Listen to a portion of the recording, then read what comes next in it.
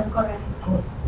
Es profesor de salud ambiental en la Universidad de Versalles, líder científico de la Red de Investigación Salud Medio Ambiente, toxicología y director del Máster en Ciencias de Salud, Medio Ambiente, Territorio y Sociedad de la misma institución. Ha desempeñado labores de carácter científico y académico en varios institutos, en los que se destacan Instituto Curie, Facultad de Medicina de la Universidad de Versalles, Roche, y después de años de investigación sobre biología de cáncer, decidió dedicarse a la relación entre salud, la resiliencia y las condiciones ambientales. Bienvenido.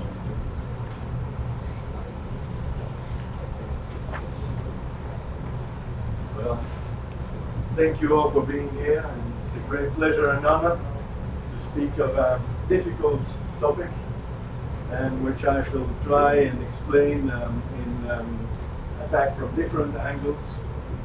And I will explain why I slightly changed the title to avoid climate in the title.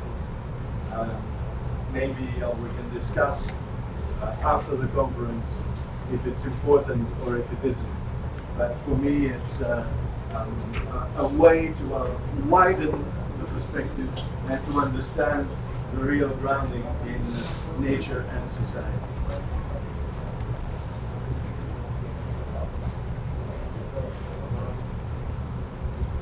So, just because all of you might not have followed the previous conference I gave, because the title says Resilient Communities, but I'm not going to talk about communities again.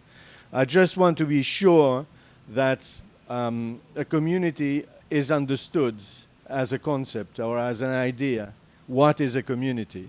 Because sometimes any social group can be assimilated to a community, and that might not be right, because a community has values, common culture, creates a space of trust and reciprocity, and that is what makes it a community in the original sense, the etymology of community, los comunes. So the notion of community, every time we go in the field, has to be problematized, and we confirm it, we establish it through empirical inquiry. Also, I said in my previous conference that we use three sort of wide sociological constructs. The cultural capital, how culture becomes a capital, how this capital creates cohesion, and how a cohesion through this space of trust and reciprocity can create conditions for investment in that space, which is actually what social capital is about. And of course, recognition when any group is allowed to become legitimate or becomes legitimate. It can intervene in public debate. It can represent a view of the world which is considered legitimate. That is what I will call symbolic capital. But like I said, these I discussed previously, it's just a reminder. Now, climate change or global change. The basic principle that I want you to understand is that we live in a changing world. It is inherent to how our universe functions that the conditions change all the time. And so tomorrow will be a different day, a day that will never have occurred previously because of the unprecedented, again, conditions which are created by change, by permanent change. But of course, let us see what is a symptom and what is a cause and how we can go about it. And this, I'm presenting it as a citation. Climate change is the most important problem that humanity has ever faced. Politicians have said that, journalists have said that, and of course, scientists. But I'm uneasy with that kind of declaration. I'm uneasy because I don't think that climate change is a problem in the typical sense. a problem that you can solve with a set of equations. It's far too complex in the sense that there are so many degrees of freedom that the system will be extremely complicated. In fact, climate change is the typical wicked problem. I don't know how wicked problem is translated in Spanish.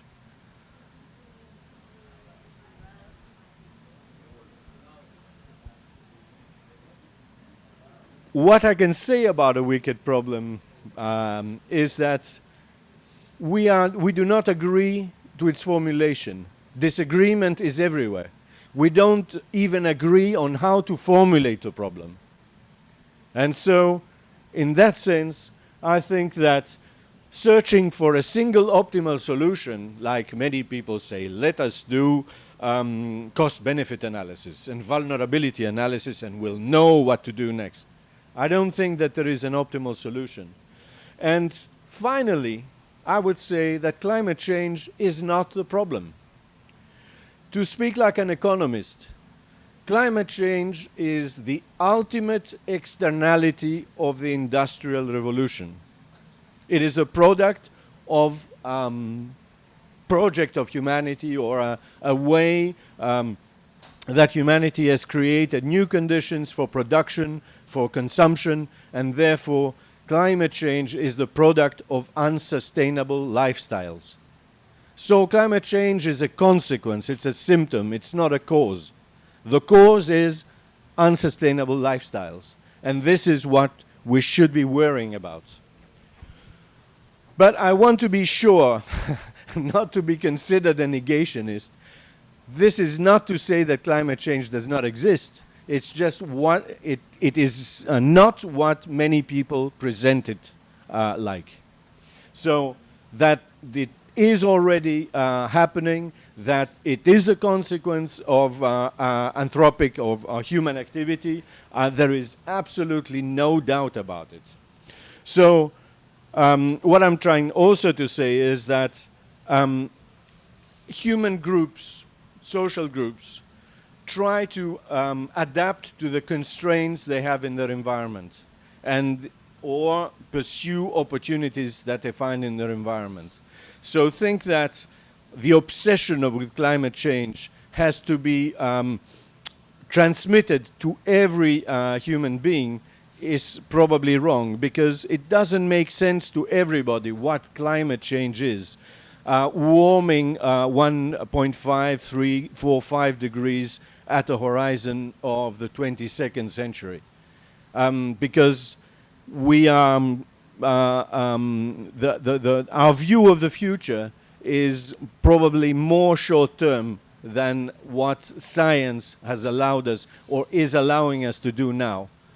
But projections, very long-term projections, are they meaningful or not? This is also a question about for the discussion, whether we need probabilities of what kind of scenario will be realize itself through the next decades. Paulo Araxo, Professor Araxo showed this slide, but I really want to insist that there is such a profound disequilibrium between the responsibilities and the consequences. And this is a major problem, because the money is in the north and the consequences are in the south. The responsibilities are in the north and the consequences are in the south. So what this does is it takes the map, and rather than giving colors, it expands the surface of a given part of a continent according to its responsibilities. And you can see, for instance, that Africa doesn't contribute to climate change. But Africa will suffer from major mortality consequences to climate change. And this is something that has picked up climate justice or climate inequalities. And just last week, a new tool for climate inequalities, or to study climate inequalities, has produced some results which show that in Africa and Latin America and some parts of Asia or Southeast Asia, for India for instance, at 1.5 degrees would have enormous consequences. 1.5 degrees of global warming will have enormous consequences. Whereas in the north, it'll take maybe 3 degrees before people become really uncomfortable. This is a big problem because the money, as I said, comes from the North, and the North does not have the incentive for themselves, by themselves, they do not have the incentive to try and produce some kind of solution for the future. So we'll really have to focus on what can be done locally without necessarily waiting for UNF3C or international bodies, and things like the Paris Agreement will actually produce any effects. So I'm coming into directly the subject of the conference. Many of my colleagues and people that I discuss with have a confusion between risk and resilience, saying that finally resilience is the opposite of vulnerability. I would submit that this is wrong because it's like 2 different ontologies. Risk is a deterministic principle which necessitates probabilities to predict the future. Resilience is something else. I am not going to define it. I'm just saying that resilience is something else for the time being. And let us see if through the examples I give, we get closer to what it actually means. Think about, I'm very, very keen on the reasons we use certain words and why. What does it express in our way of capturing these theoretical concepts? We talk about protecting the environment. This is meaningless, completely meaningless. What does it mean, protecting the environment? First of all, we are in the environment, so it's not something that is outside of us. And secondly, protecting or preserving biodiversity means that we want to stabilize the system in a given state that is favorable for us. But we cannot stop change. We have to work with it or within it. And so protecting or preserving somewhat translates a way of thinking that we want to keep the world as it is. But you can easily think about what happened 10 years ago, even for young people, that the world is permanently changing. And so we have to keep that in mind when we speak about adaptation. So the second thing, of course, is that humans do not adapt to their environments because they adapt their environments to their needs. And so this is a dialectical relationship. Humans are niche constructors, as we say. They create environments for so-and-so reason. And then they suffer from the consequences of these modifications. And on top of that, of course, you have the variability in the natural system, inherent to the natural system, orbital parameters, tectonic activity, and so on. So adaptation, as said in my previous talk, is a process. It is not a goal. We do not strive to adapt ourselves. We try to achieve something through the adaptation process. And these can be variably security, of course, a promise of a better life, that is a goal. Sustainability can be a goal, although it's a rather abstract one. The indigenous know very well about what sustainability is, although they don't have the word about it. Or resilience. And so this is what I will focus on. Resilience as a goal of the adaptation process. But again, this is the only philosophical comment I will make. In the Occidental thinking, ever since the ancient philosophers, with their pure ideas, Platonic pure ideas, we work with essences or with substances, with pure substances. So we want to encapsulate concepts in discursive, like in encyclopedia entries. But the concepts themselves are moving, are flexible. And I often say, if you ask a Chinese if he knows what an encyclopedia is, he will laugh at you. Because the Chinese do not have an essentialist type of thinking. They have a global type of thinking. Just to say that it's a particularity of the European Occidental thought and it is, I would say, something that we have to acknowledge. Science has been developed in this Occidental thought, in this essentialist way of thinking, and that is somewhat of a problem. So that is the reason I avoid to give you a definition of resilience. And I will give you illustrations, 3 short stories of resilience, and then let us see if things become clearer. All of a sudden, it makes sense. So I shall start at the building level. The topic is communities, but you'll see the connection. Resilience operates at all levels. And so it has to start with a very local, fine grain in society, and if you want to understand it. So the story is about a building which is on a tributary of the Hudson River in Kingston City in upper New York State. So this is a conservation building. This is a beautiful building that used to be a boatyard, a place where the boats were hauled in from the river to be repaired. And so, of course, it's on the river, obviously, since they had to haul the boats up to put them on dry dock and have them repaired. So the owner, or the current owner of the building, which we had a discussion with, told us that he fell in love with that building because of its exceptional situation. But of course, its exceptional situation is also full of risks, flooding risks, submersion risks, and indeed it had suffered damage from Hurricane Sandy in October 2012. So when he bought it, he consulted several engineers to say, what should I do about this building to make it safe, to protect my investments in it, because he has transformed it into a restaurant. And so the first engineer said, but very easy, you build a wall. You build a wall so that the water cannot come in. But if you build a wall, then the attraction of the building is completely destroyed, because you are like in a prison courtyard. You don't have this exceptional view on the river.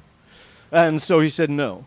Then there was a second engineer. This is the actual door that is also part of the conservation of the building, where the boats were hauled up through that door to be dry docked here. And so another engineer said, we're going to produce strong watertight doors and windows so that the water will rise, but it will go around the building. It will never damage the building. And when the prices came, when the estimation of how much it would cost, of course, it was completely prohibitive. So this guy started thinking, said, okay, what if I let water come in? What happens if water comes in? And he says the problem is not that water comes in, but that water accumulates and stagnates in the building. So what he did is open a door, a symmetrical door on the land side. His idea was that if the submersion wave comes in, the water will come in, it'll come out, so all doors will be open when a submersion alert is pronounced. And so the water comes in, the water comes out through the other side, through the land side. It comes from the river side, it goes out of the land side, and then it is free to go back as it subsides. It's free to go back down, but it never accumulates in the building. This is a quite clever thinking. But, of course, he had to protect the sensitive equipment.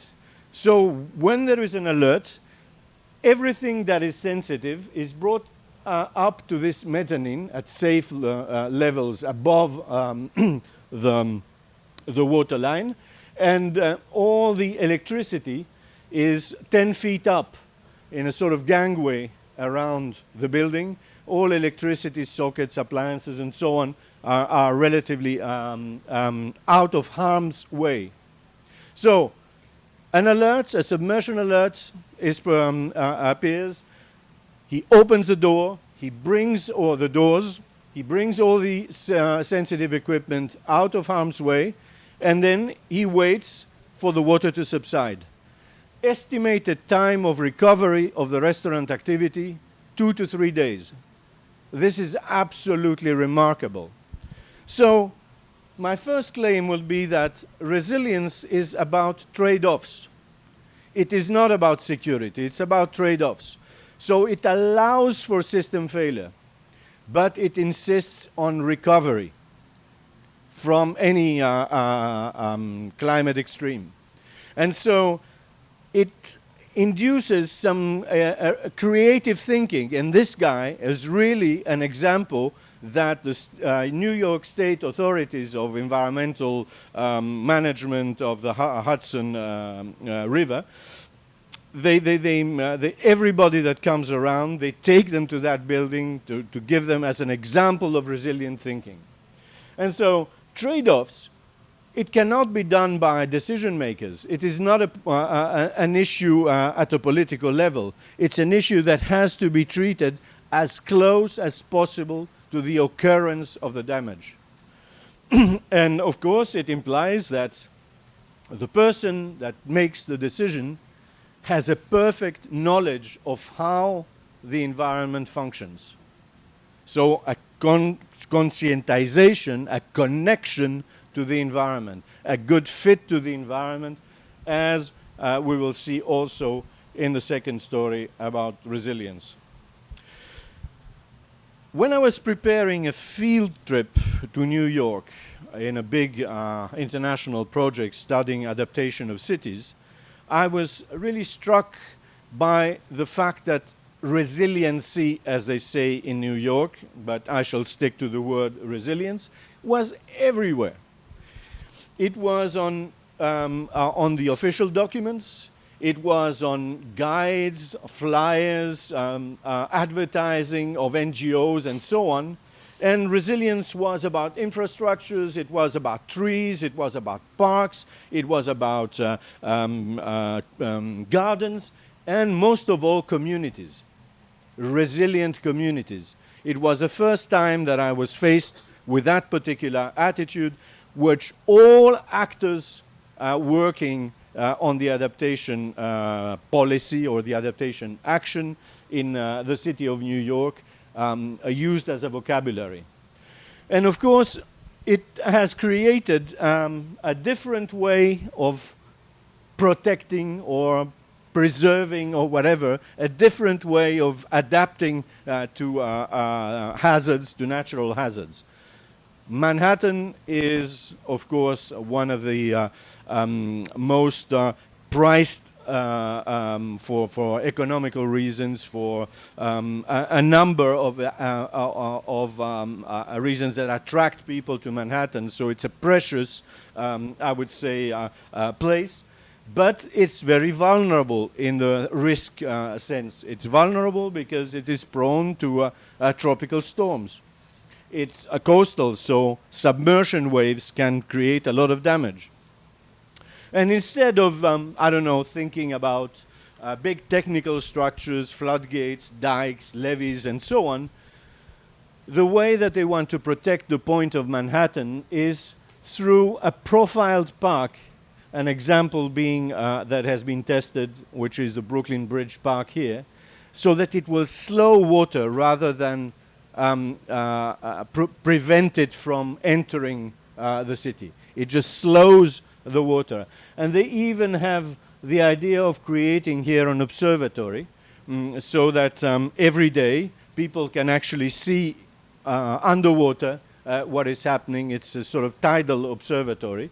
And their idea is that we do not invest millions of dollars so that a technical infrastructure might function once every 50 years or once every 30 years. We want to have benefits every day. So a park gives benefits every day, and it does function as a protecting infrastructure. So the thinking about adaptation, the adaptation process, with resilience as an outcome, produces very, very different results, very, very different options. Well, we went in the field, we talked with scientists, we talked with government officials, we talked with community leaders, and each time we asked, why did you change this vocabulary? For instance, in the previous New York administration, the Bloomberg administration, everything was under the umbrella concept of sustainability. So in 2014, the Office of Sustainability, which is directly under the authority of the mayor, was renamed Office of Recovery and Resiliency.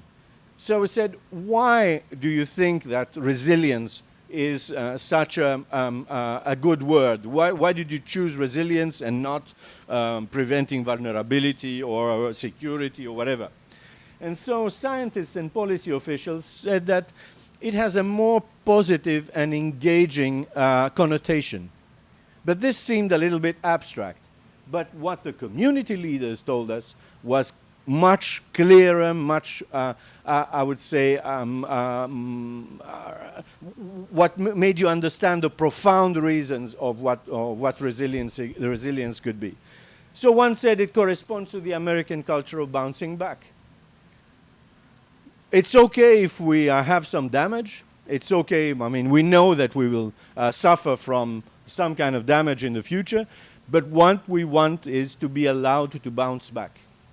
So for them, resilience is positioned as a nexus of policies, environmental, sustainability, social policies. It is not, there's no mention here of climate change. It is general shocks that people can suffer from, and what they want is being able to bounce back. A very good example in one of the communities, just south of JFK Airport of New York, there's a beautiful place, a beautiful natural place, which is called Jamaica Bay. And in a very thin land strip that leads to the ocean, lives a community, the Broad Channel community, with houses that are on the water. I mean, these people live on the water. It's part of their DNA, their genes. And so they suffered from Hurricane Sandy.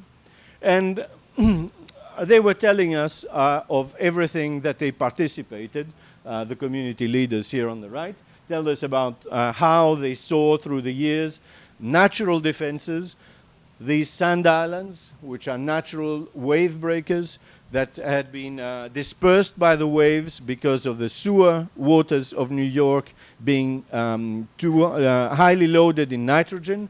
And now that they have improved the quality of the sewage waters that are thrown back in the environment, they can recreate these islands.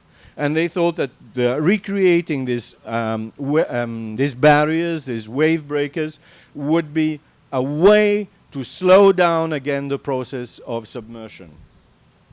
And it was a project that was done by the Army Corps of Engineers, which is, I would say, the federal body that does the major environmental works. And so they bring sand, and they try to circumscribe it, because these are shallow waters, right?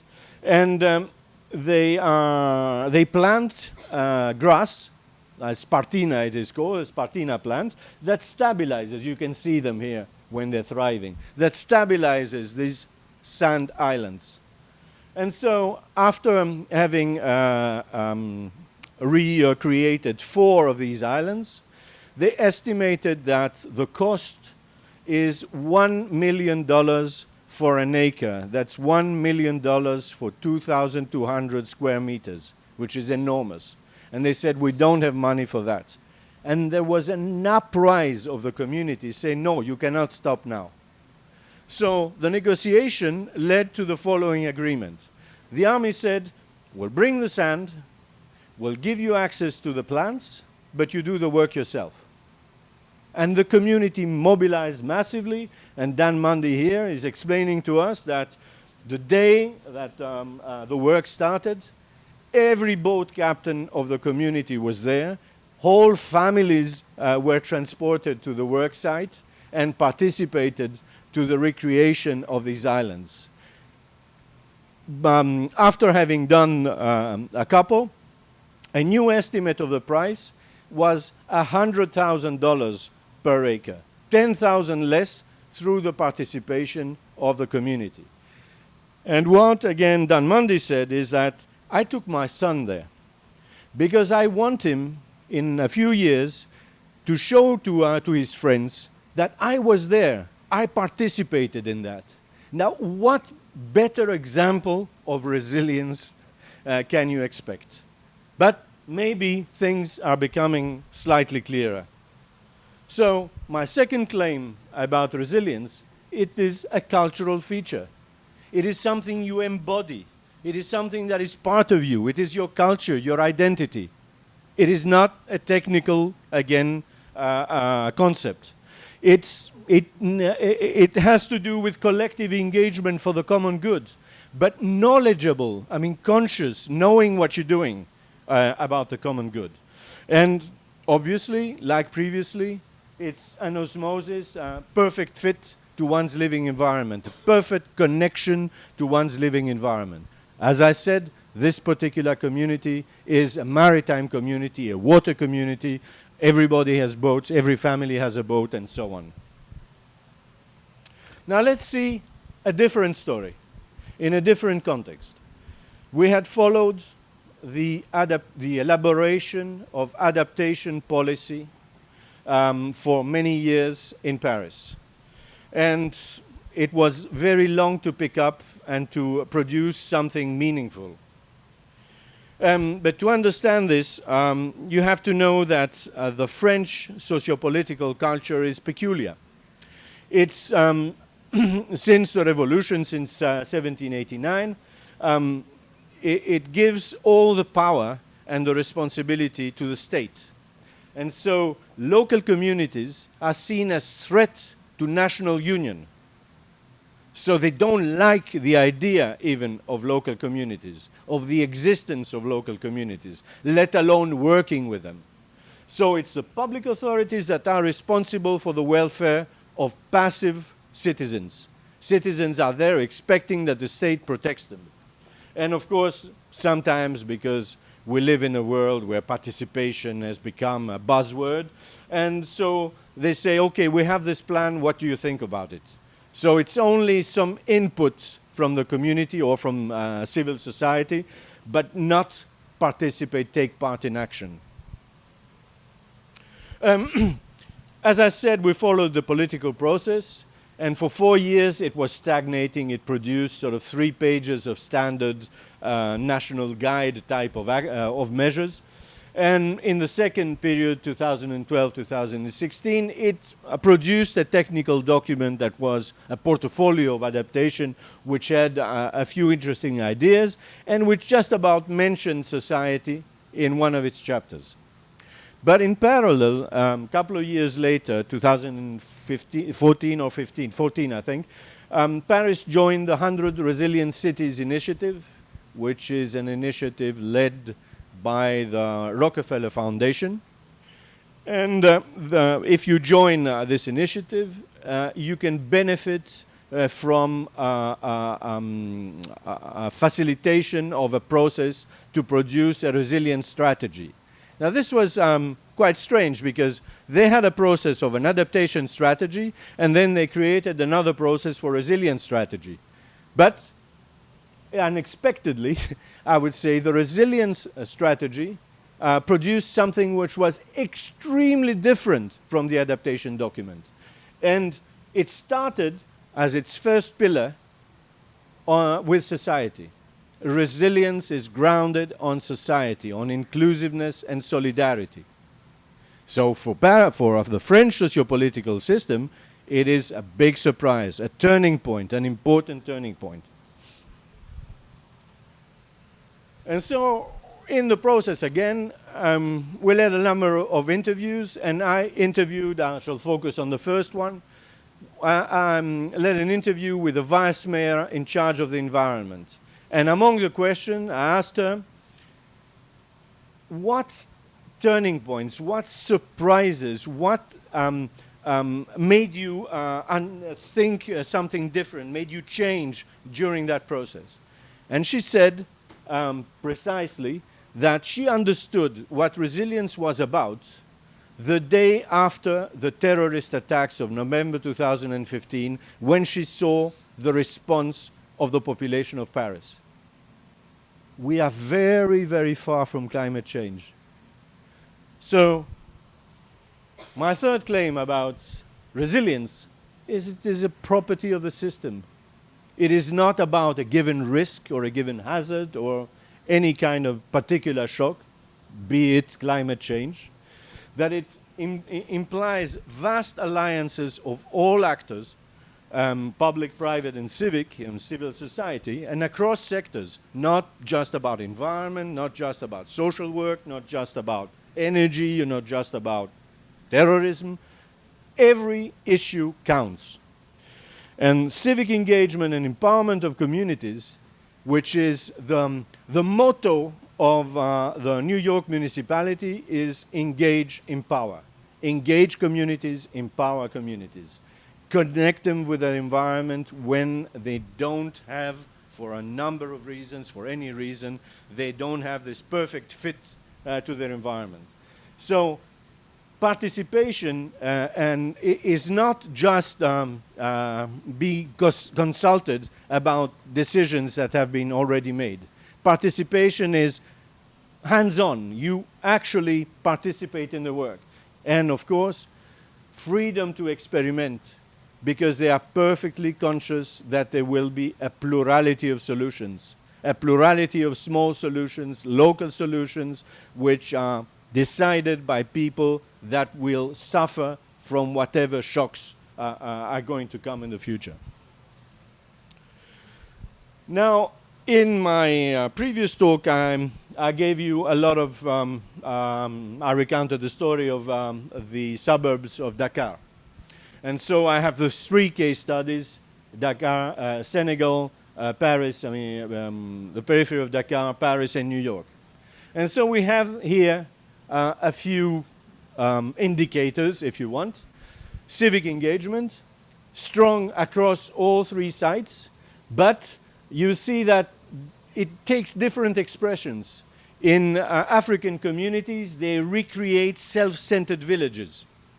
Their imaginary is the functioning of a community which reproduces the typical village, the typical African village, which is like an organism, but it's self-centered. In Paris, there is strong condition, but it's struggling to be recognized. It is not one that gets involved in action. They sort of make pressure, they exert pressure to the authorities so that the authorities will act. In New York, civic engagement is part of their culture. Working for the common good is what they value. And this is across strata of society. It is not something, it is probably more important in popular layers than in Wall Street, of course, but it's part of the, everybody has to work for the common good. It didn't prevent them from voting for Trump, but that is another area which I shall not try to open. The civic culture in Africa is struggling to be emancipatory. Remember, these are people that have suffered from colonization, and they have suffered hardly from colonization. They have been denied their tradition. They have been told that they are backward and ignorant for years and years. And so they're struggling to gain some influence. In Paris, in France, in general, the civic culture is oppositional. We oppose public decisions. And this is part of their genetic, I would say, constitution. In New York, it's both emancipatory and cooperative. So you see, you have a spectrum of attitudes and capacities that stem from that. Then you have the government attitude.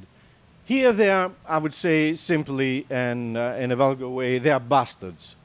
They manipulate and disempower. They lie to people, trying to say that they do things when they don't, trying to explain that it's never the fault of the government, it's always the fault of the people. In France, it's paternalistic. As I said, the state does for passive citizens. It's responsible for the welfare of citizens, but it is slightly changing, as I showed through the Paris Resilience Strategy. In New York, I said it insists on empowerment of communities, and therefore the cooperative nature of both sides is evident. Now, if I'm talking about social capital, there is an old division between bonding and bridging, that's intra-community capital and inter-community capital, which has some heuristic value. And so bonding capital in Africa is strong, and it's place and community based. Now this is very important because if it's place based, you know your neighbors. You're doing things with your neighbors, you exchange, I lack salt one day, could you do me a favor the next day, and so on. So it's the fact, I'm calling that multiplex, it multiplies the links between the members of the community. It is not just about resilience. In Paris it is strong, there's a lot of civic mobilization, but it's always issue-based. There are people that will work for, will do social work, those that do environmental work, those that will do sustainability, transition networks, and so on. But it's always issue-based and not across the issues. In New York, it is both place and community strong, place and community-based, multiplex, like in Africa, but of course, it meets a cooperative attitude of the authorities. About bridging capital, if you have communities that have an imaginary of African village, their communication or their cooperation is rather reduced. They don't see why they should solve problems for the next village. So it's sort of self-centered, as I said previously, and so there are few inter-community ties. People can know each other from one neighborhood to the other, but they don't cooperate in any way. In Paris, there's the beginning of some networks trying to multiply the relations, but again, as they have this very thematic vertical structure in their thinking, it doesn't really go across. Whereas in New York, there is just an incredible number of connections, an incredibly dense network, which is also facilitated by the local government producing what we call bridging organizations. Bridging organizations, for instance, a very good one is the Bronx River Alliance. You can search for it on the web. The Bronx River Alliance, because the Bronx is one of the most deprived borough of area, if you want, of New York.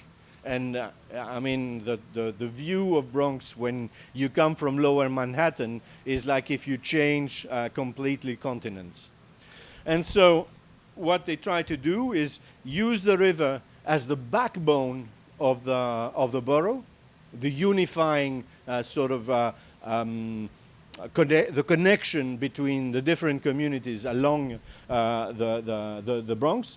And the activities are very diverse. They from festivals to sports activities to environmental restoration and so on. So you have private actors, public actors, civic actors, religious actors. You have everybody works cooperatively. And so here you don't have any cooperation across hierarchies in Senegal, none. In Paris it is really hesitating. It's just they are not able to overcome this cultural block. Whereas in New York it is strong and reciprocal. Government recognizes the importance of the civic groups and their participation as independent actors in producing resilience. Now, I will not make any conclusions. Just remind you that I gave you I produced three claims about resilience, the trade-offs, the culture, and the system property. And just to insist on the fact that resilience, I would say, starts from the community. But some people say it should reach two communities. You know, you have these top-down and bottom-up approaches that always sort of produce frictions. But I would say resilience starts at the community level. It needs this cooperation, this cooperative spirit, and this engagement for the common good. And public authorities, rather than being leaders of action, are orchestrators of action, orchestrators of many actors that actually contribute to the resilience in common. So common good is always put to debate, and common good might not be exactly the same from one community to the other. So you will not produce, again, a universal definition of the common good, but it's part of what resilience is. Steep hierarchical structures, they produce vulnerabilities, because if you have to make a decision, you start from the army headquarters where the general says that, and the colonel, then the different colonels transmit the orders to the captains, to the sergeants, and so on. This cannot work in terms of resilience. So no steep hierarchical structures, but rather everyone knows what their part is and what they need to do. And so my question, which is one of the openings for the debate, is it a scientific building resilience? Is it a scientific project, a scientific endeavor? Or does it imply the implication of all societal actors, a wide societal debate about what is a common future in a cooperative fashion? And my second question is, because IPCC says, talks about adjustment, can we go without a certain degree of social transformation? Can we achieve resilience without a certain degree of social transformation? I'll just give one clue. Resilience is impossible in a purely individualistic society, and I hope that you have understood that from all the stories that I've given you. So I'll stop here, and if you have any questions, express them in Spanish, and I'll try to understand and answer you. Thank you very much.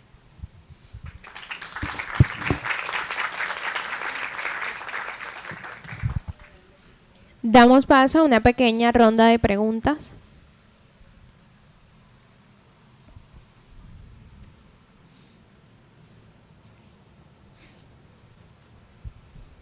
Hello, good morning, Mr. Georgios. Okay, first of all, it's been one of the best presentations that I've seen in a while. You got me since you said. I think you can't. Okay, but you got me since you said that you were trying to avoid the word climate, and that's something that I totally agree with you, because climate change, it's something that sometimes it avoids or it impossibilities to societies to progress, because usually they see that something that somehow that no matter what we do, we're doomed, and that's something that sells well for some lobbies, but I won't stop. I will stop with that on that. I really like the thing about resiliency. It's because from sustainability, it's a pretty word, and it says a lot of things. We got the romantic definition of it, like it's to preserve the world for the future. And well, I know that I will never see my grandchildren, and I think that my grandfather never thought about me. So what I want to say about that is sustainability. It has a romantic definition, and it also can apply to become bigger and better for the longest time possible. Okay, and what I like about resilience, it's that unlike sustainability and climate change, that they are basically top to bottom approaches. Resilience allows us to work from our level to an upper level and progress.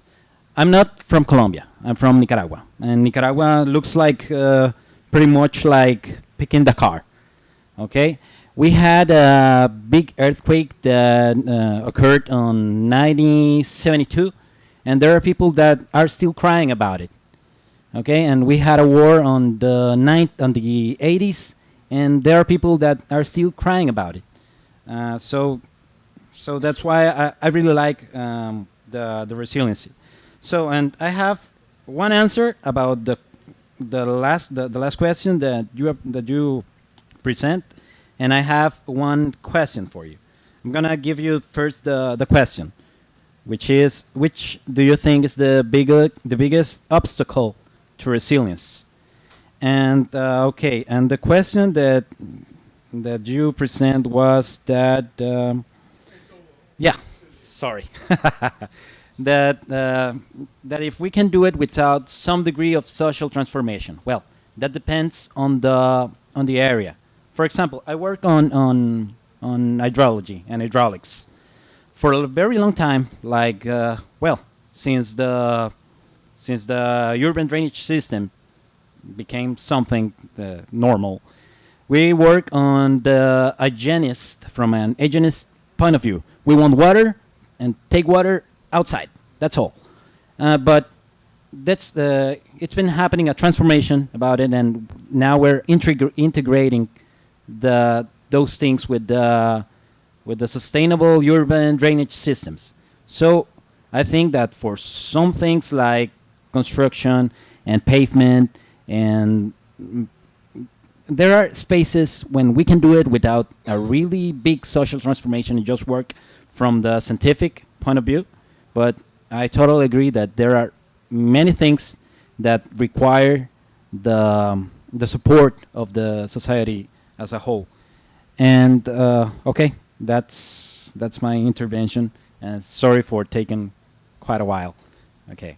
Well, I thank you for all these relevant comments, and I'll just answer to you about the technology. If you see, for instance, how you treat arroyos by canalizing them, you see that it's a technical solution that has a logic, but the problem is that the concrete does not resist to natural forces that are absolutely out of proportion.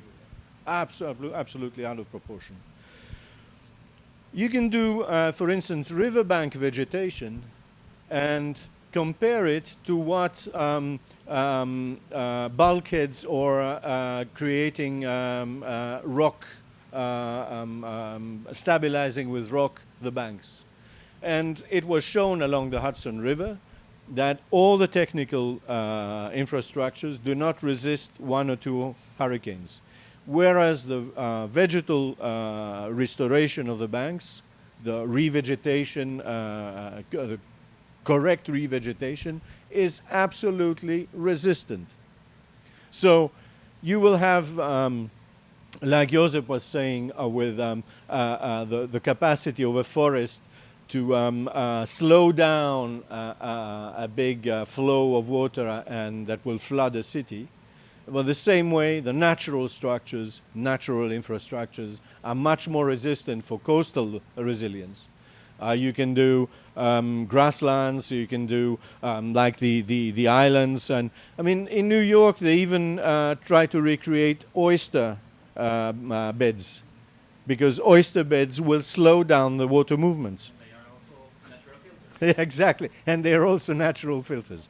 So I think that it's ecological science is mutating, and ecological science, together with engineering science, will probably do something. But what about if you have new type of defenses within the city? See, for instance, that you create vegetable corridors like grassland, but profiled to store water for the infiltration. If the people don't realize their value and they start littering, what is happening? So what I'm trying to say is that the power structure, even in our, from an intellectual point of view, the division of society between those that know and those that are ignorant, those that have power and those that suffer from the decisions of others, is something that goes against resilience. So there is some kind of social reform on the power structures, on rebalancing society, reducing inequalities of whatever, symbolic or financial, should contribute to resilience. But I'm not saying to what degree, because it's up to each society to decide what is its best structure according to culture and so on. You cannot do the same thing in India with a caste structure, very watertight castes, well, it's slightly changing, and in Colombia or in Europe. In Colombia, you also have historical inequalities and discriminations which are your own, and so you need to overcome them without my coming and saying, you know, moralistic, you should better treat this category of the population and so on. Muchas gracias, doctor Yorgos. En este momento daremos paso a un break de 10 minutos a las 9:45. Los esperamos aquí para seguir con la programación del día de hoy.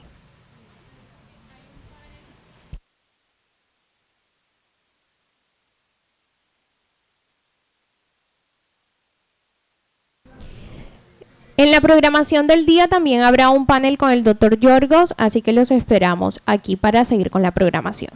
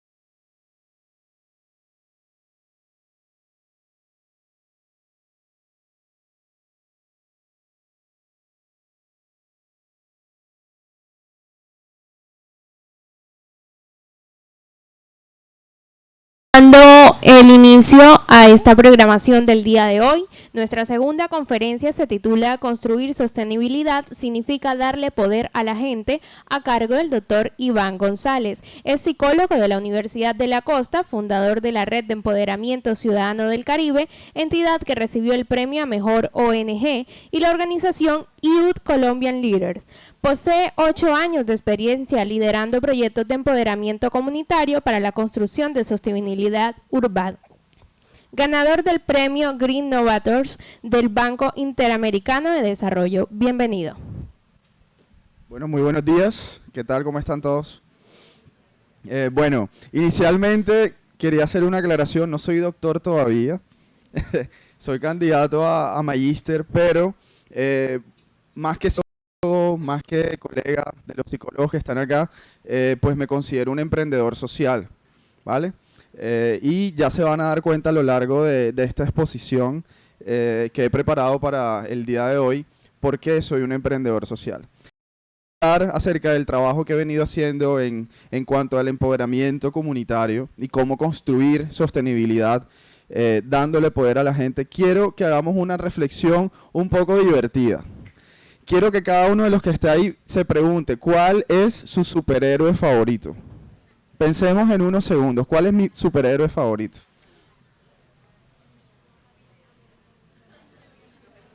Hagamos un ejercicio individual y recordemos cuando estábamos pequeños, ¿cuál era el superhéroe que más nos gustaba y por qué? A ver.